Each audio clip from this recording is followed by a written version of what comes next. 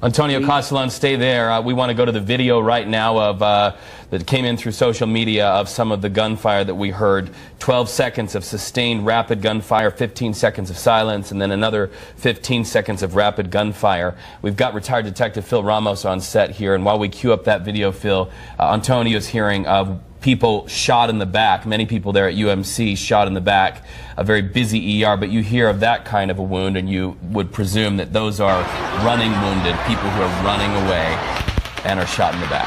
Yeah, and you know, that's the one thing that is kind of perplexing about this, because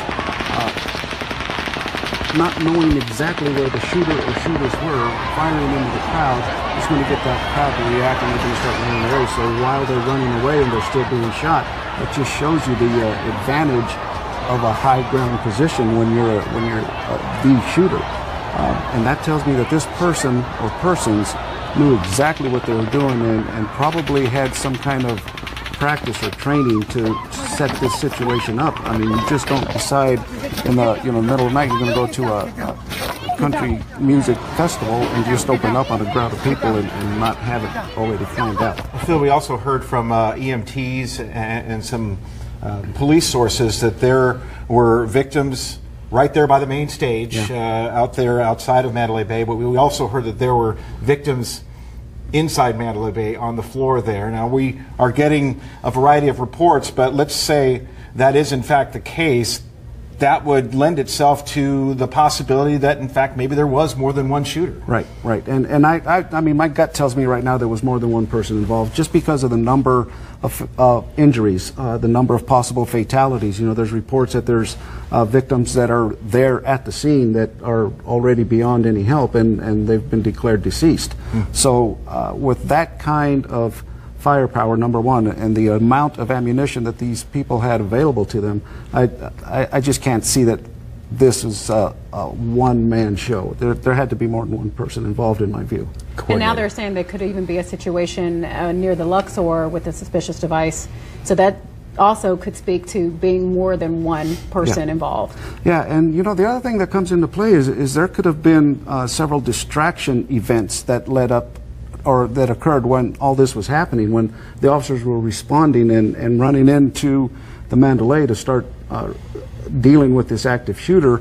There were reports of shots at different locations coming in that ultimately turned out to be false. I mean, there were officers actually, one report was at the Tropicana Hotel. There was officers at the Tropicana Hotel, and they said, no, there's been no shots fired here. Which may have been by design. The person behind this may have wanted to be the author of confusion to kind of, you know, get them off of their scent. Before we continue with you, Phil Ramos, we want to go ahead and get on the phone with Josh Jamison. He was on the 30th floor of the Mandalay Bay when the shooting broke out. What can you tell us, Josh, from your vantage point? What were you doing at the time, and how long did it take you to realize, oh my goodness, this is real? We don't have Josh anymore.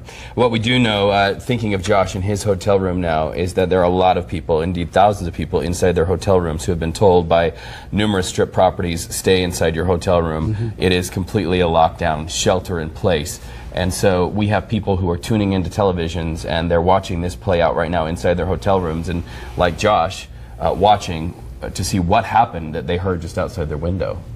Phil, maybe you can tell us a little bit about sort of the procedural protocol when something like this takes place. We're looking at video that shows a portion of the strip is bumper to bumper. So it would appear that some of the exits there near Mandalay Bay, perhaps Tropicana or Russell, are actually closed off to traffic. We know that a portion of the strip, from Nathan's report and Christie's report, has been closed off. And of course, people were evacuated. They've been kind of huddled up in specific spots, but tell me how that all gets coordinated and what is the response? Well, the very first thing that the first responding officers do is to make sure that the injured people around them are treated and taken out of the area and get some sort of medical treatment as soon as possible. I mean, the first thing they have to do is get there safely and timely, so that they don't waste their time getting in an accident or something like that. So you render aid to the injured first, make sure that those victims are taken care of, whether it's other officers coming to take care of them or medical personnel to take care of them. In this case, medical personnel couldn't come in there because of the shots being fired. Right. So the officers had to do the transporting and get them to a triage area, and then other officers. That's why you see such a huge response. There's officers taking care of wounded people. There's officers securing the area. Then there's the active shooter and the SWAT teams going into that hotel and getting there as quick as they can while the shots are being fired. Right. News 3's Christy Wilcox at times has been moved back and forth and even at one point sheltered behind a brick wall. She is talking to a victim right now. Christy?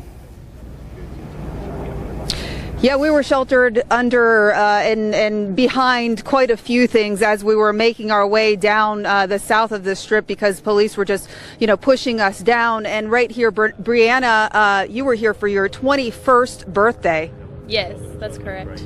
Tell me a little bit about what you saw, what you heard. We went back up to the room, and as soon as we reached the room from the concert venue, we just heard constant shootings. At first we thought it was fireworks, but then it was shooting. And then somebody said something to you to tell me about that experience. Yeah, so there was a lady who pushed her way forward into the concert venue, into the first row, and she started messing with another lady and told us that we were all going to die tonight. Do you know why she was saying that? I mean, was this after the shots were fired, or? It was about 45 minutes before the shots were actually fired, but then she was escorted out by security. How does that make you feel? I mean, it makes me feel uncomfortable, especially coming here for my 21st birthday and not knowing if I'm safe, not even knowing if I'm safe going home tomorrow on an airplane. So, and how did you get out of the venue after this all happened? We actually weren't there whenever the shooting had occurred. We had already left about maybe 10, 15 minutes before that, but we just barely made it back into our room whenever it started. And I mean, were you thinking, oh my gosh, this woman told us that before we left? Yeah, I thought it had a positive correlation to it. Like, obviously she was telling us that in either to tell us, to warn us, or to tell us that we were all going to die, and she was part of it. So okay, we're going to ask you a question here. Go ahead.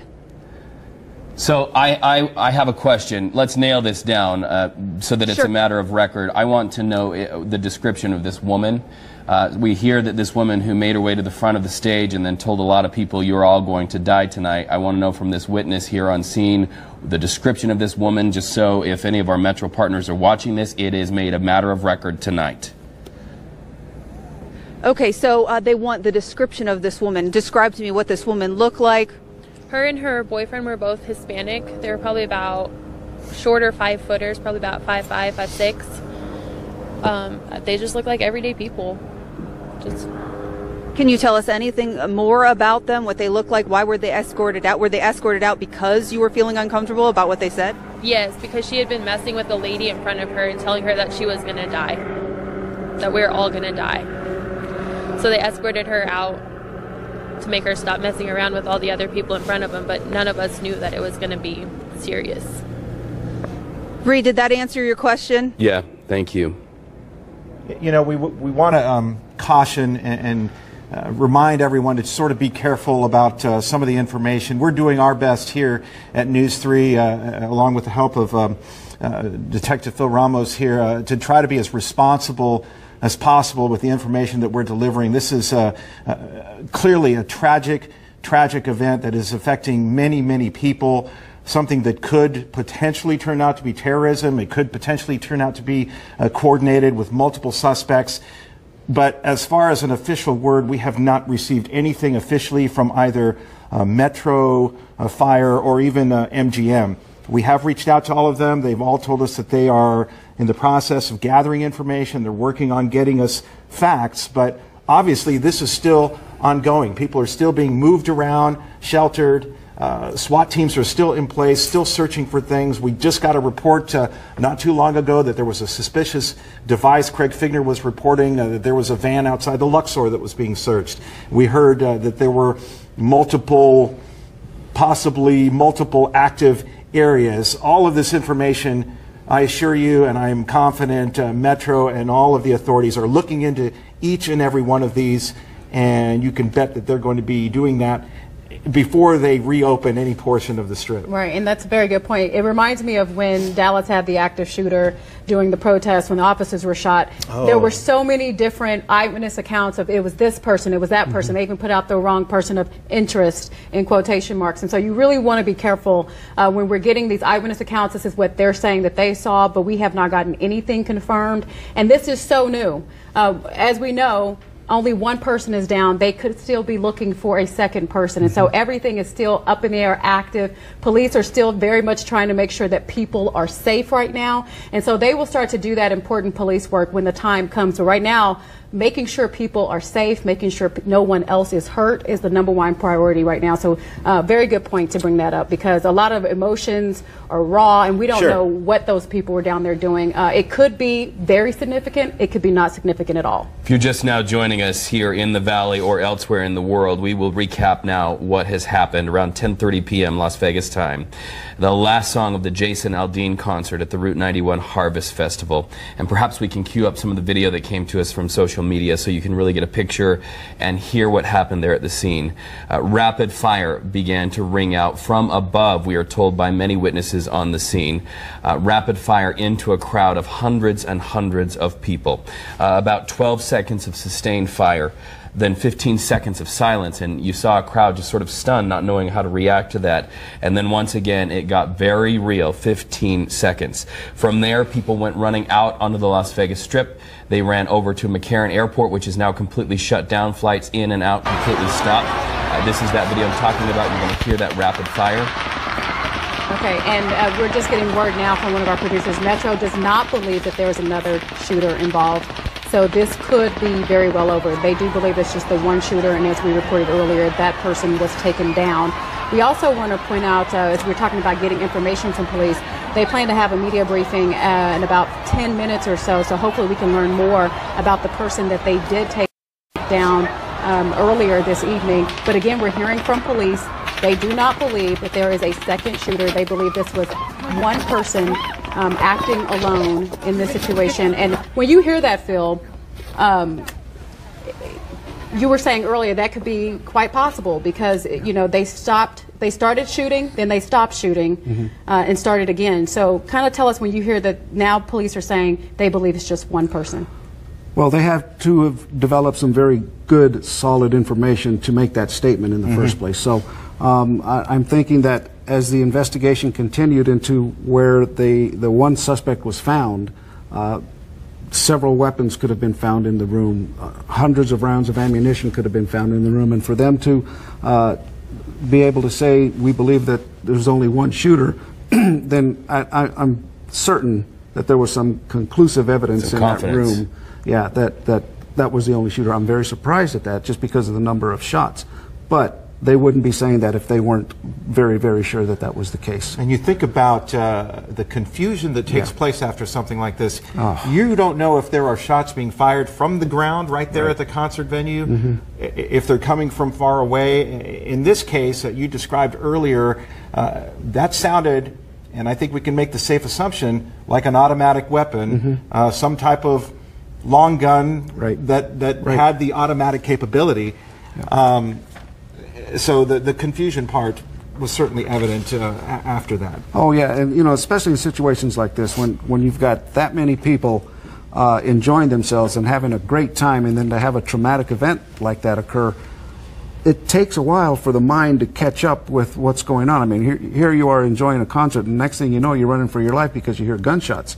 The information that comes out is going to be so varied and so different from person to person to person. And you know, I would just reiterate what Reed said. If this individual who heard a woman say, "We're all going to die tonight," if there's any accuracy to that, if you were either spoke to the woman, saw what she looked like, or heard that statement, go find a uniformed police officer and say, "I have some information that you guys need to know about." Right. They're not going to shoo you away. They're going to say, "Okay, tell me what you know," because if that's true, if that really happened, that's absolutely critical to this investigation. Let's talk about the victims who you saw running in the crowd. This is just very preliminary, but the last word that we had confirmed, 2 dead, 24 injured, 12 of them critical after the shooting at the music